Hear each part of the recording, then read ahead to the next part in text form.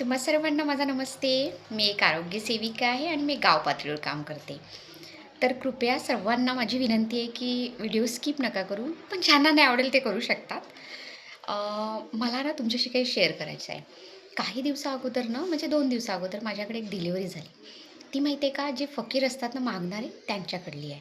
तर बिचारे एवढ्या एमर्जन्सीमध्ये फसले होते, की त्यावेळेला त्यांना मदतीची खूप गरज होती. तर त्यावेळेला मी त्यांच्या मदतीला आली किंवा ती मदत करायची मला संधी भेटली, तर त्यासाठी मी देवाचं खूप खूप आभार मानते, की त्यांच्या मदतीला त्यांनी मला नेलं.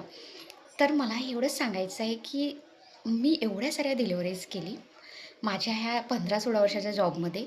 पण त्या दिवशीची डिलिव्हरी करून मला जो आनंद आणि जो अभिमान मला वाटला स्वतःच्या जॉबविषयी, तो मला आजपर्यंत नाही वाटला. म्हणजे अभिमान तर होता, पण जे ते असं वाटलं, की खरंच माझा जॉब खूप मोठा आहे किंवा खूप चांगला आहे, की मी कोणाच्या तरी एवढ्या कामात आली, की त्यांचं म्हणजे जसं काही असं वाटलं मला, की त्यांच्यासाठी मी खरंच भगवानच होते त्यावेळेला. म्हणून मी स्वतःवर एवढी प्राउड फील करत आहे आणि मला माझ्या जॉबवर खूप प्राउड फील होत आहे, की मी हे प्रोफेशन निवडलं. खरंच कोणतंच प्रोफेशन हे कमी जास्त नसते. सर्वांनी आपल्या प्रोफेशनला अगर मनातून जॉब केला किंवा तर खरंच खूप छान सर्वांचं प्रोफेशन छान आहे.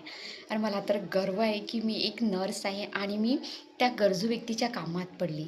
माहिती आहे त्यांनी काय म्हटलं, की "तुम्ही जे बोलले ना मॅडम," म्हणे, की सर्व ठीक आहे, तुमची डिलिव्हरी इथे होऊन जाईल." तेव्हा आम्हाला असं वाटलं म्हणे, की भगवान ने आपको हमारे लिए भेजा है. तर ते शब्द माझ्यासाठी खूप मोठे होते आणि मला ऐकून खूप छान वाटलं.